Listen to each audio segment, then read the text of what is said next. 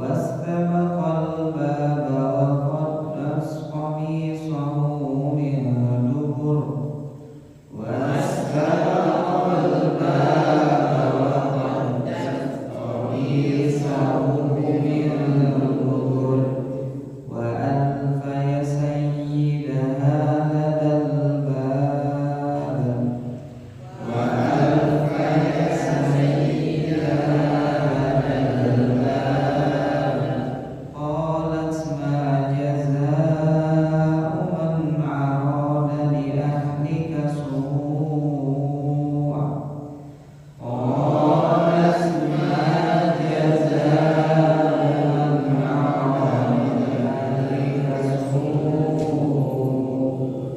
بأهلك سوءا إلا أن يسجن أو عذاب أليم بأهلك سوءا إلا أن يسجن أو عذاب أليم.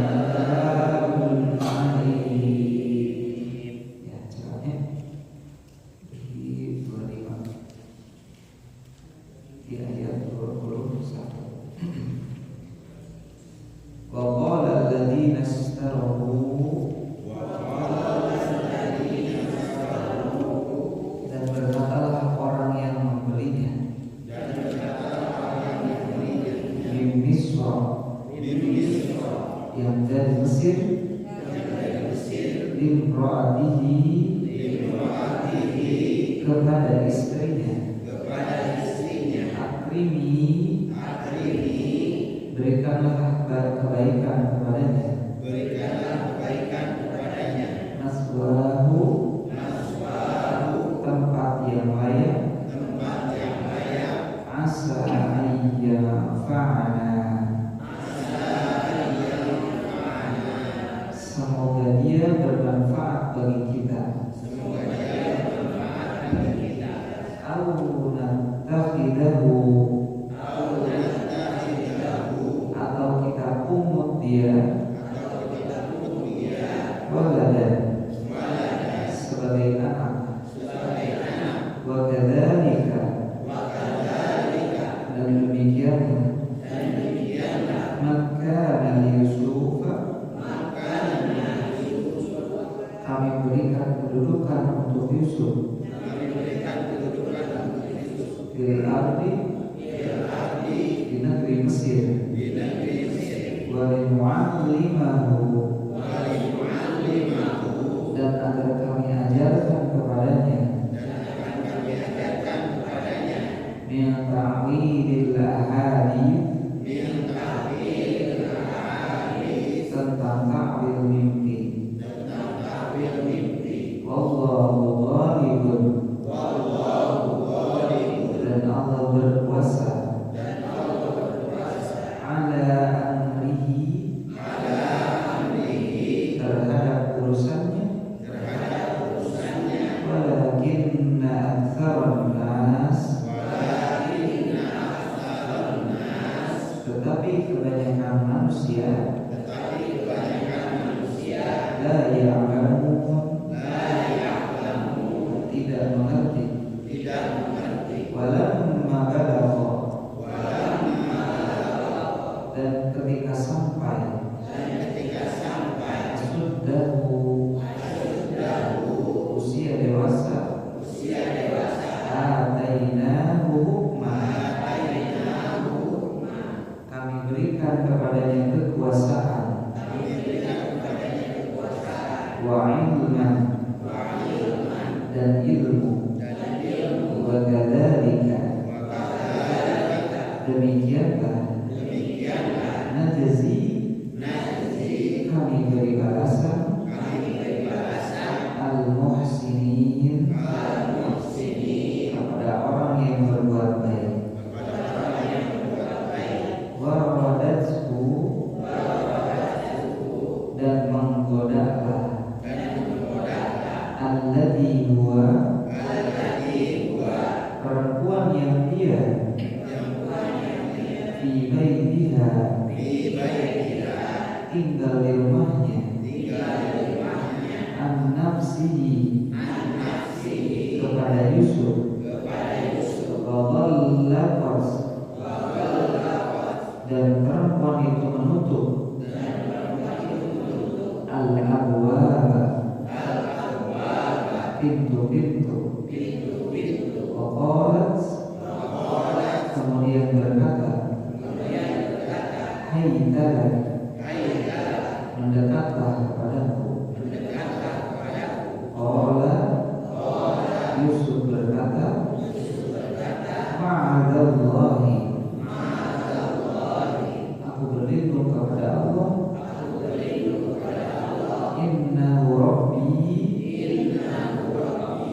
sungguh Tuhanku, ahsana maswaya,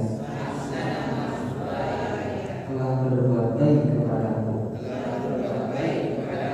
Innahu, sungguh ia, la yuflihu, tidak akan berbentuk az-zalimun, orang-orang yang zalim. Walaqad, dan sungguh, hammat bihi, perempuan itu sangat suka kepada Yusuf. Wa hamma biha, dan Yusuf hampir suka kepadanya. Laula arro'a, sekiranya dia tidak melihat burhana Rabbi, tanda dari Rabbnya. Kadzalika, demikianlah, linasrifa anhu, kami palingkan darinya, as-su'a, keburukan, wal fahsya, dan kekejian. Innahu, sungguh Yusuf itu, inna ibadina, termasuk hamba kami, al-mukhlasin, yang ikhlas. Wastabaqo, kemudian keduanya berlomba. Al-baba, menuju pintu. Waqaddas, dan perempuan itu menarik. Qamisahu, baju Yusuf, minal dubur, dari belakang. Wa alfaya, dan keduanya mendapati sayyidaha, suami dari perempuan itu, ladal bab, di depan pintu. Qalat, perempuan itu berkata, ma jazaa, apakah balasan, man arada, orang yang memiliki maksud, bi ahlika, terhadap istrimu, su'an, dengan maksud yang buruk, illa ayyusjana, selain dipenjarakan, au adabun, atau disiksa, alimun, yang pedih. Alhamdulillah,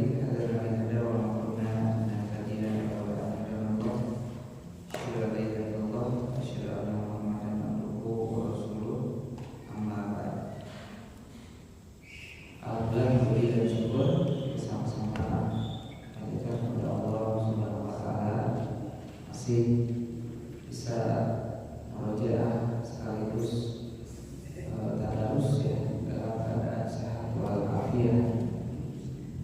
Kalau secara naluri manusia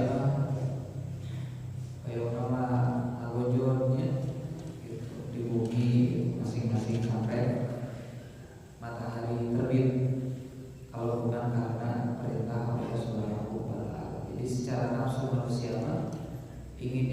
melanjutkan tidur setiap hari sampai terbit matahari.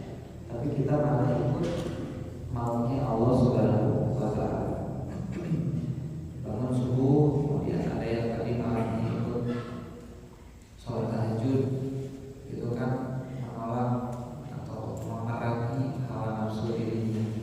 Nah itu memerangi itu disebutnya tafrik, lawan yang melawan hawa nafsu. Tapi kalau misalkan kahwil Allah, maka manusia muslimah itu bangun subuh, kemudian dia tahajud, kemudian sholat subuh, tapi hawa nafsunya menolak itu semua dan dia lawan, itu disebutnya taufik. Jadi upami ngaku hawa nafsu berbeda dengan keinginan dirinya, itu disebut tafrik. Tapi kalau mempertemukan keinginan Allah, kemudian kita merasa hawa nafsunya dilawan oleh kita, itu disebutnya taufik. Jadi menyatukan keinginan. Sahabat sahur kan kalau masih siang teh tuang gitu, bakso gitu ya. Kemudian kalau apa istilahnya ibu-ibu mah terus ngobrol gitu kan. Tapi kata Allah tahan makan, tahan minum, kemudian tahan dari hal-hal yang tidak diperkenankan dalam artian merusak sahurnya. Nah menahan itu disebut taufik. Walaupun kita mampu dan bisa. Yang sulit itu bukan syahadat, sholat, zakat, tapi justru yang sulit itu adalah mendapatkan taufik dari Allah Subhanahu wa Ta'ala. Nah kita berada setiap subuh menimba ilmu di masjid, ini disebut hidayah atau taufik. Hanya dalam sehari semalam kita terus-terusan oleh Allah diingatkan ihdinas syiratal mustaqim. Tiap sholat keras itu yang disebut dengan kemahalan dalam keadaan tauhid gitu ya. Jadi terus-terusan ihdinas syiratal mustaqim ya, karena hidayah yang mahal itu adalah hidayah taufik. Orang bisa punya hidayah syahadat, dia mengaku dirinya muslim, dia mengaku dirinya Islam, dia tidak melaksanakan kewajiban-kewajiban yang lain. Cukup sampai sana? Tentu tidak. Tapi yang paling mahal setelah hidayah syahadat itu, hidayah tudin itu, dia melanjutkan dengan ibadah-ibadah yang menurut hawa nafsunya itu sulit dan susah. Nah itu yang disebut hidayah taufik. Dan ini yang menjadikan hidayah itu mahal.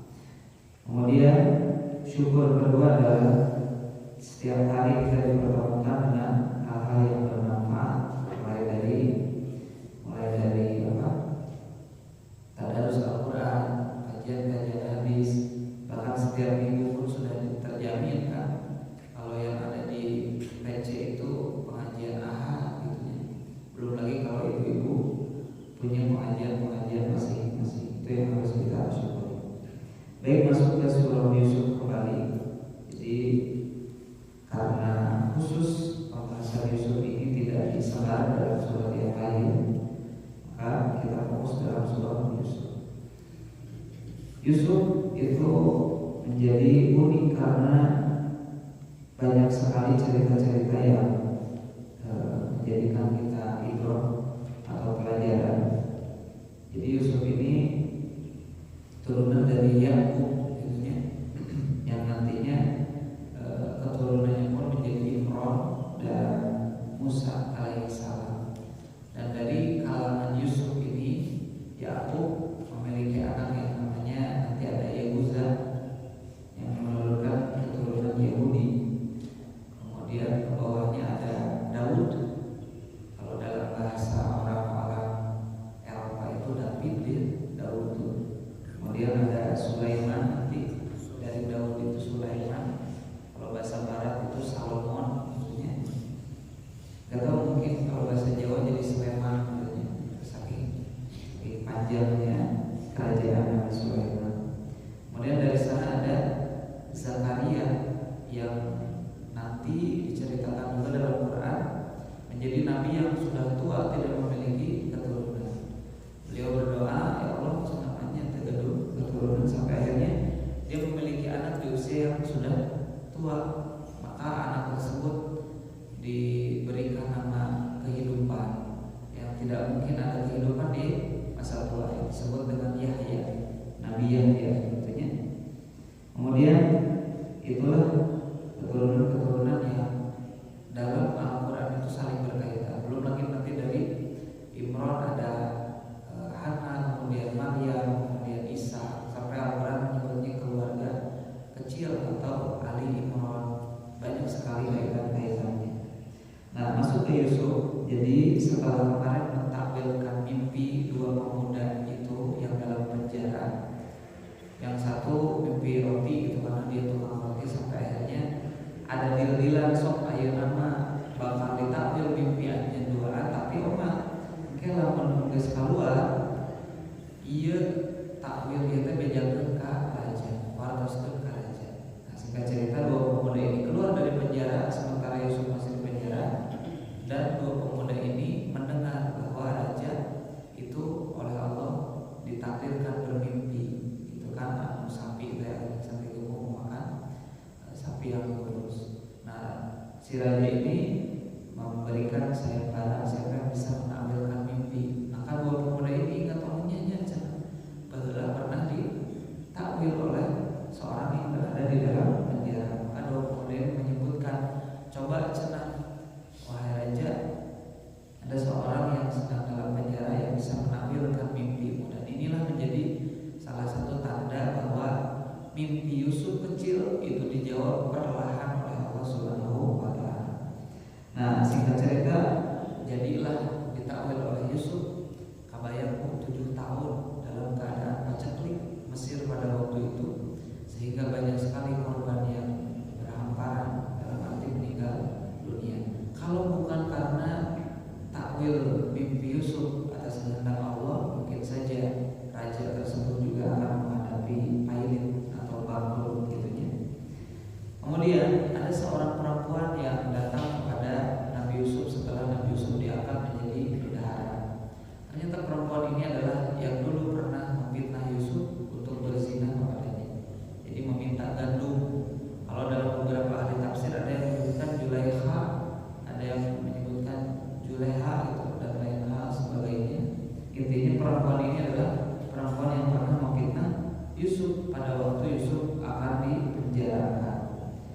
Jadi saking pemaafnya Yusuf gitu, namun orang makan izinnya terus makan fitnah gitu, tapi kok Yusuf malah diberikan. Nah, kemudian sampailah pada negeri Syam keluarga Nabi Yusuf alaihissalam. Saking lamanya paceklik ini, maka seluruh keluarga Yusuf datang ke Mesir dengan saudara-saudaranya, dan pada waktu itu dipertemukanlah ayahnya, kemudian saudara-saudaranya tanpa ada dendam sedikit pun. Inilah hebatnya akhlak Yusuf, bisa memaafkan dosa-dosa yang telah dilakukan kepadanya. Kemudian karena dari negeri Syam ke Palestina itu cukup jauh gitunya, maka bertemulah ayahnya dengan anaknya yang selama ini diimpi-impikan, yaitu Yakub dengan Yusuf. Maka kata Yusuf alaihissalam, hadza ta'wilu li ru'ya min qabli, wahai ayahku, ternyata inilah yang disebut dengan ta'wil, inilah yang disebut dengan mimpiku zaman dulu, bahwa aku pernah melihat matahari, bulan, dan 11 bintang itu bersujud kepadamu. Maksudnya Syam itu apa?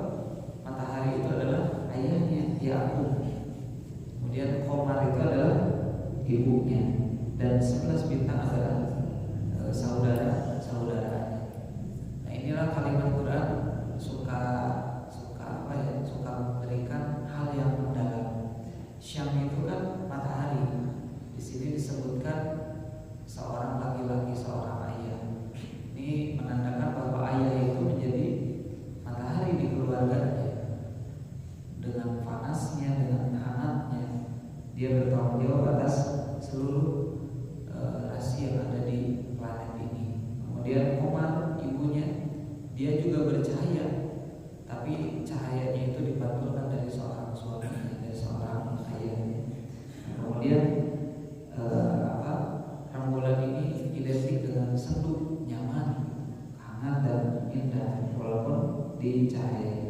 Nah inilah yang dilakukan Allah tentang Nabi Yusuf yang pada saat itu menjadi bendahara negara Mesir dengan jawaban mimpi-mimpi dari dia di masa kecil. Jadi tahapan Allah mengabulkan doa Nabi Yakub alaihissalam untuk menjaga Yusuf itu sampai di titik yang luar biasa. Jadi Yusuf najatan korban teraya sampai mimpinya pun terjawab dengan takwil yang dengan jalan yang sangat luar biasa. Tapi yang harus kita garis bawahi adalah ini adalah yang disebut bahaya dosa hasad. Hasad itu bisa membunuh, bisa sampai nekat gitunya. Inilah yang disebut oleh saya ini bahwa dosa pertama di bumi dan di langit adalah hasad. Ketika Qabil dan Habil itu mereka oleh Allah ditugaskan untuk berkorban, maka yang menghancurkannya adalah hasad. Dulu ketika ada makhluk yang disuruh sujud di langit, kemudian dia tidak mau bersujud dengan alasan bahwa dirinya lebih baik daripada makhluk tersebut, ini yang disebut dosa hasad. Sampai ke bawah nanti, bahkan mungkin bisa disebut dosa yang paling tua ya, dosa yang paling tua dari zaman Nabi Adam diciptakan sampai sekarang. Dosa hasad ini merupakan dosa yang besar, bisa bahkan kata Nabi Muhammad seperti api yang memakan kayu-kayu. Jadi bisa memakan kebaikan-kebaikan kita di zaman dulu. Mungkin ibu bapak sekalian oleh Allah Subhanahu Wa Taala masih diberikan hidayah untuk berlindung dari dosa hasad. Jadi umpamanya dosa hasad mah poin segala rupi. Kebaikan yang suami lakukan, kebaikan yang istri lakukan, yang tetangga lakukan, yang sahabat lakukan, ku hasad mah seker gitu. Ya hasad, iri, dengki itu bahaya, bisa menggugurkan kebaikan-kebaikan yang kita lakukan. Jadi berlindunglah kepada Allah dari sifat hasad. Justru lihat dengan kisah Nabi Yusuf ini bagaimana pemaaf bisa menghancurkan sifat-sifat hasad. Itu ibu bapak sekalian tentang bagaimana cerita Nabi Yusuf bisa bertemu dengan ayahnya, kemudian bisa menjadi bendahara di Mesir pada waktu itu dalam keadaan dunia sedang paceklik dalam waktu 7 tahun lamanya, dengan keadaan Yusuf sebagai orang yang bukan siapa-siapa, pemaaf yang sangat hebat dan memiliki akhlak yang baik. Itu adalah modal bagi kita untuk hidup di dunia. Cukup menjadi pemaaf, cukup menjadi orang yang jujur, cukup menjadi orang yang sabar, maka Allah akan bukakan jalan dunia maupun akhirat. Itu mungkin yang dapat disampaikan ibu sekalian. Terakhir, jauhi sifat hasad, karena hasad akan menghapus seluruh kebaikan kita di dunia. Insya Allah minggu depan